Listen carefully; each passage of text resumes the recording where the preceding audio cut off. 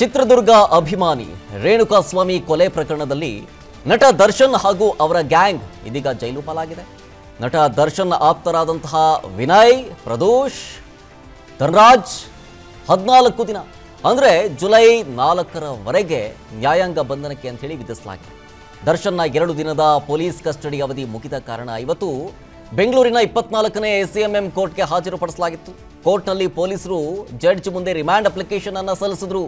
ಅದರಲ್ಲಿ D gang ಜೈಲು ಸೇರೋದಕ್ಕೆ ಹಲವು ಕಾರಣಗಳನ್ನು ಉಲ್ಲೇಖ ಮಾಡಿದ್ರು. ರೇಣುಕಾಸ್ವಾಮಿ ಕಿಡ್ನಾಪ್ನಿಂದ ಹಿಡಿದು ಕೊಲೆ ಸಾಕ್ಷ್ಯನಾಶದವರೆಗೂ ಪೊಲೀಸರು ಇಂಚಿಂಚು ಮಾಹಿತಿಯನ್ನು ಉಲ್ಲೇಖ ಮಾಡಿದ್ದಾರೆ.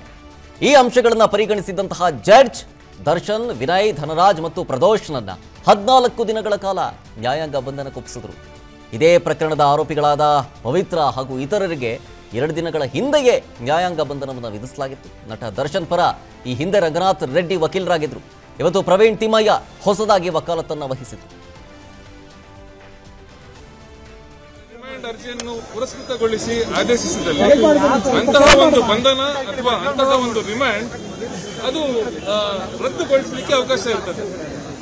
ಈ ನಿಟ್ಟಿನಲ್ಲಿ ಮಾನ್ಯ ಸರ್ವೋಚ್ಚ ನ್ಯಾಯಾಲಯದ ಒಂದು ಆದೇಶ ಅಂದ್ರೆ Prabir ಬುರ್ಕಾಯಸ್ತ versus state of Delhi ಈ ಪ್ರಕರಣದಲ್ಲಿ ಇದು ಒಂದು ಭಯೋತ್ಪಾದನೆಗೆ ಸಂಬಂಧಪಟ್ಟ ಪ್ರಕರಣ ಆಗಿರ್ತದೆ. ಈ ಪ್ರಕರಣದಲ್ಲಿ ಮ್ಯಾಜಿಸ್ಟ್ರೇಟ್ ನ್ಯಾಯಾಲಯದಲ್ಲಿ ಪೊಲೀಸ್ನವರು ಸಲ್ಲಿಸಿದಂತಹ ರಿಮಾಂಡ್ ಅರ್ಜಿಯನ್ನ ಒಂದು ನಕಲನ್ನ ಆರೋಪಿ ಅಥವಾ ಅವರ ವಕೀಲರಿಗೆ ನೀಡದೆ ಮ್ಯಾಜಿಸ್ಟ್ರೇಟ್ ನ್ಯಾಯಾಲಯ ಆದೇಶಿಸಿದಲ್ಲಿ ಅಂತಹ ಒಂದು ಬಂಧನ ಮತ್ತು ಅರೆಸ್ಟ್ ಅಂದ್ರೆ ಬಂಧನ ಮತ್ತು ರಿಮಾಂಡ್ ಅನ್ನ ರದ್ದುಗೊಳಿಸಲಿಕ್ಕೆ ಎಲ್ಲ ಅವಕಾಶ ಇರ್ತದೆ. ರಿಮಾಂಡ್ ಇನ್ನು ನಟ ದರ್ಶನ್ ಮತ್ತು ಗ್ಯಾಂಗ್ಗೆ ನ್ಯಾಯಾಂಗ ಬಂಧನವಾಗ್ತಾ ಇದ್ದಂತೆ ಬಿಗಿ ಭದ್ರತೆಯಲ್ಲಿ 4 ಆರೋಪಿಗಳನ್ನ ಪರಪ್ಪನ ಅಗ್ರಹಾರಕ್ಕೆ ಶಿಫ್ಟ್ ಮಾಡಲಾಗಿದೆ. 2011ರಲ್ಲಿ ನೀಡಿದಂತಹ ಬ್ಯಾರೆಕ್ಗೆ ಈ ಬಾರಿಗೂ ದರ್ಶನ್ ಶಿಫ್ಟ್ ಮಾಡಲಾಗಿದೆ. ಭದ್ರತೆಯ ಹಿತದೃಷ್ಟಿಯಿಂದ ವಿಶೇಷ ಬ್ಯಾರೆಕ್ ವ್ಯವಸ್ಥೆಯನ್ನು ಕೂಡ ಮಾಡಲಾಗಿದೆ. ಸದ್ಯ ಜೈಲ್ ಸೇರಿರುವಂತಹ ದರ್ಶನ್ಗೆ ವಿಚಾರಣಾ ದಿನ ಖೈದಿ ನಂಬರ್ ಕೂಡ ಕೊಡಲಾಗಿದೆ. ಆ ನಂಬರ್ 6106. ದರ್ಶನ್ ಜೈಲ್ ಜರ್ನಿ 2.0 ಇವತ್ತಿನಿಂದ ಶುರುವಾಗ್ತಾ ಇದೆ. ಇನ್ನು ದರ್ಶನ್ ಅನ್ನ ನೋಡೋದಕ್ಕೆ ಜೈಲಿನ ಬಳಿ ನೂಕುನುಗ್ಗಲು ಕೂಡ ಉಂಟಾಯಿತು. ಫ್ಯಾನ್ಸ್ಗಳನ್ನ ತಡೆಯೋದಕ್ಕೆ ಪೊಲೀಸರು ಲಾಠಿ ಚಾರ್ಜ್ ಮಾಡಬೇಕಾದಂತಹ ಪ್ರಸಂಗ ಕೂಡ ಎದುರಾಯಿತು.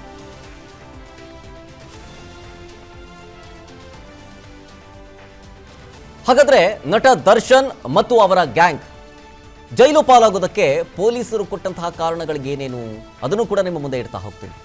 ನೋಡಿ, ಪೊಲೀಸರು ಕೋರ್ಟ್ಗೆ ಸಲ್ಲಿಸಿದಂತಹ ರಿಮಾಂಡ್ ಅಪ್ಲಿಕೇಶನ್ನಲ್ಲಿ ಸ್ಫೋಟಕ ಮಾಹಿತಿಗಳು ಬಹಿರಂಗವಾಗಿದೆ.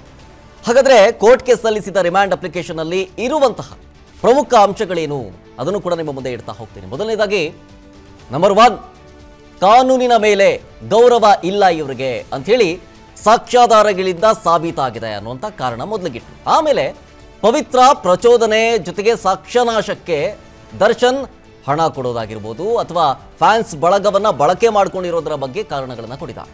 ಇನ್ನು ಅಮಾನುಷವಾಗಿ ಹತ್ಯೆ ಮಾಡಿದ್ರಲ್ಲ, ಭೌತಿಕವಾಗಿ, ತಾಂತ್ರಿಕ ಹಾಗೂ ವೈಜ್ಞಾನಿಕ ಈ 3 ಸಾಕ್ಷ್ಯಾಧಾರಗಳಿಂದ ದೃಢಪಟ್ಟಿದೆ. ಶವವನ್ನು ಶಿಫ್ಟ್ ಮಾಡೋದಕ್ಕಾಗಿ ಕ್ರಿಮಿನಲ್ಗಳ ಬ್ಯಾಕ್ಗ್ರೌಂಡ್ ಇರುತ್ತಲ್ಲ ಅವ್ರುಗಳನ್ನ ಜೊತೆಗೆ ಬಡ ವ್ಯಕ್ತಿಗಳನ್ನ ಆಮಿಷವೊಡ್ಡಿ ಇದಕ್ಕೆ ಬಳಸ್ಕೊಳ್ಳಲಾಗಿತ್ತು.